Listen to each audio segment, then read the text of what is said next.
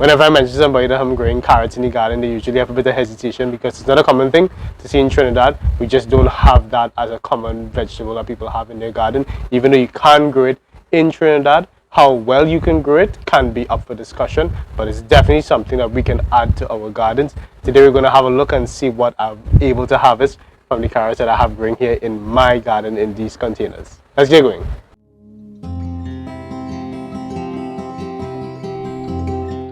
Hello everyone, thank you all so very much for joining me. This is Dylan from the Trinidad Gardeners channel, and I'm so happy that you're making it for this video.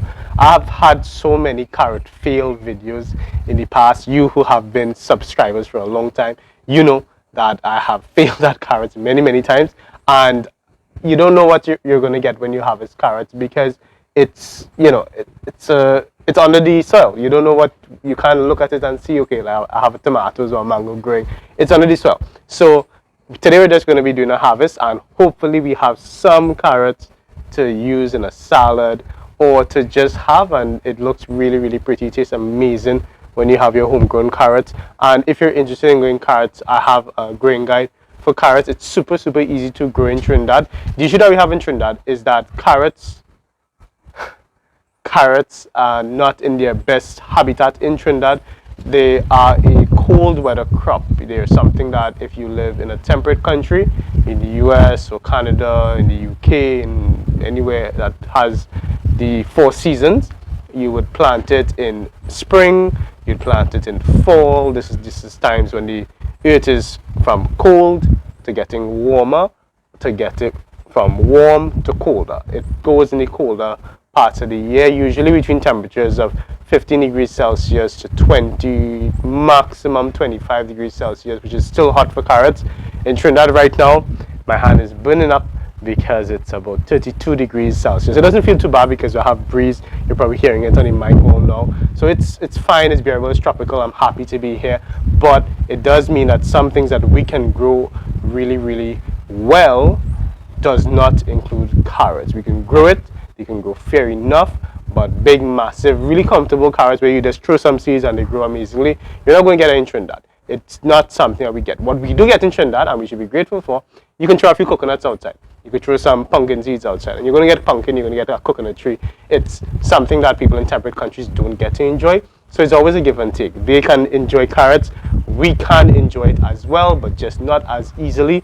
They can probably grow coconut trees if you're somewhere with the temperature for it, but we in Trinidad, we know we can grow that so almost effortlessly. Some people have coconut trees growing that they never even planted. So give and take, but I digress. Let's get straight into the carrots harvest today. So I have these carrots, this one here as a container, which you all know if you've been following for some time. I used to get bats inside of this container when I was a baby, and up until I think probably 10 years.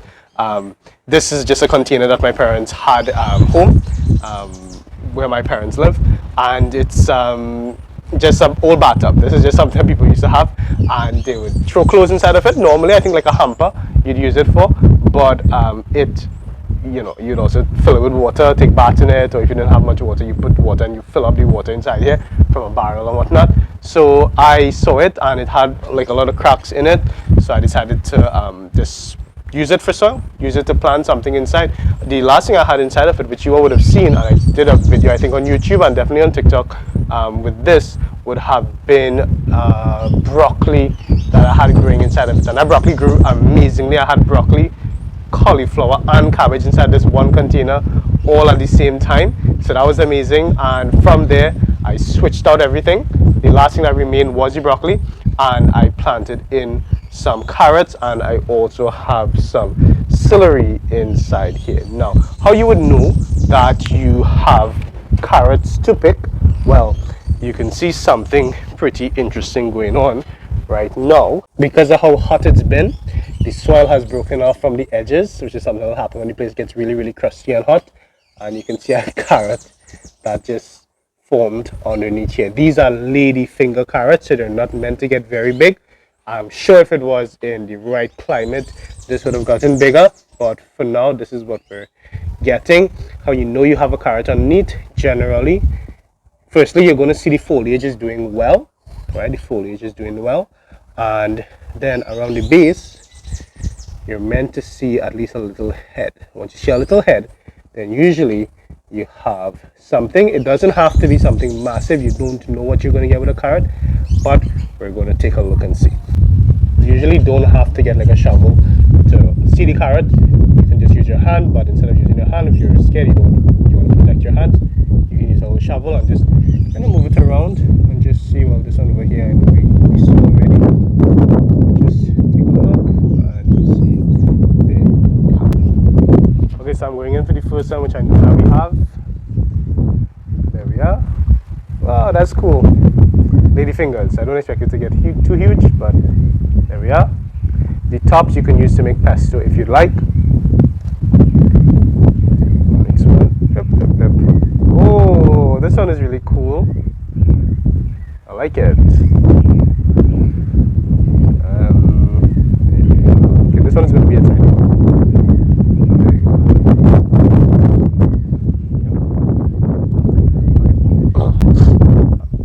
I just harvested a few more for the people on TikTok who don't really get to make it onto YouTube, just so that they can see a little bit of a carrot harvest. And this one here doesn't look like very much. Oh, tiny. I'll stop. Alright. So inside here, I'll just leave these two. I'll just weed out these things. I'll leave these two, and I'll see what I'll do with the rest of this piece. Okay, Mrs. Trinidad now wanted me to taste test one of these ladyfinger carrots for you all. So you're going to try it out. That's so sweet. Look at the inside. That's so nice.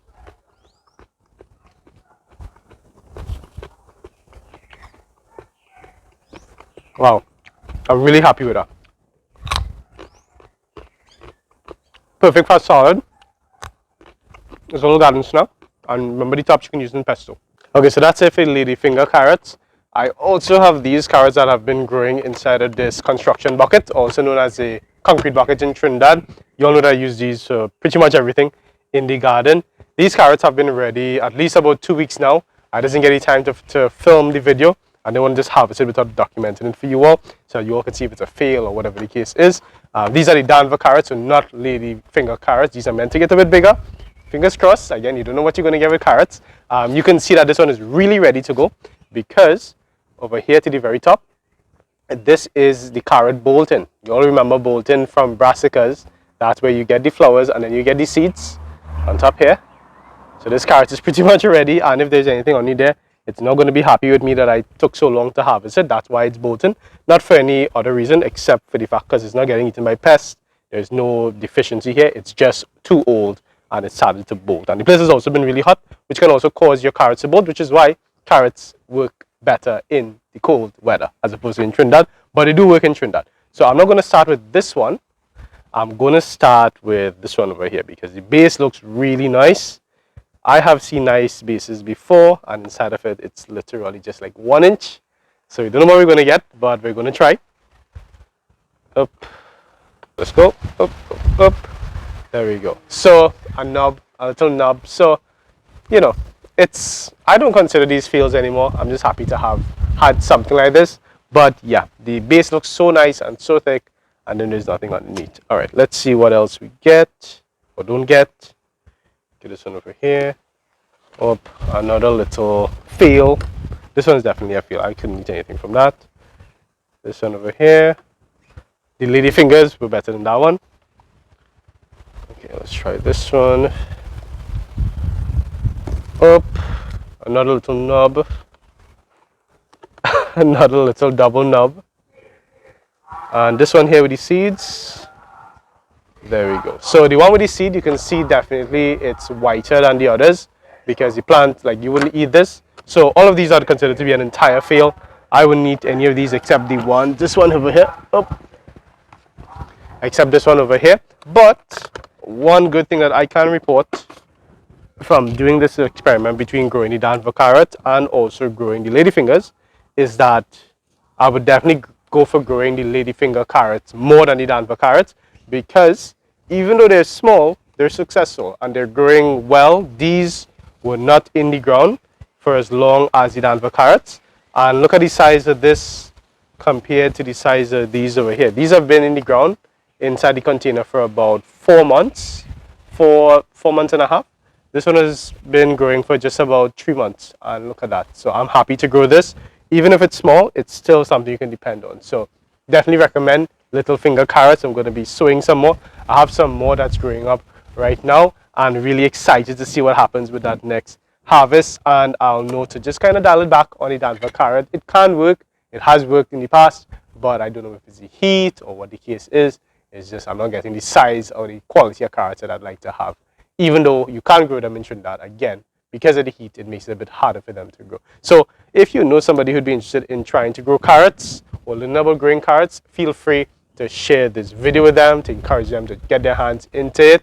And remember that if you would like to see more content come to Trinidad Gardener's Garden, feel free to follow us on Instagram, TikTok, and on Facebook, because we're so happy when you all interact with us and just let us know what's happening. And you can tag us on any of the platforms, because it's a motivation for us to see what's happening in your gardens. Remember, as always, this has been the lovely Trinidad Gardeners channel reminding you to get up and get growing. Take care.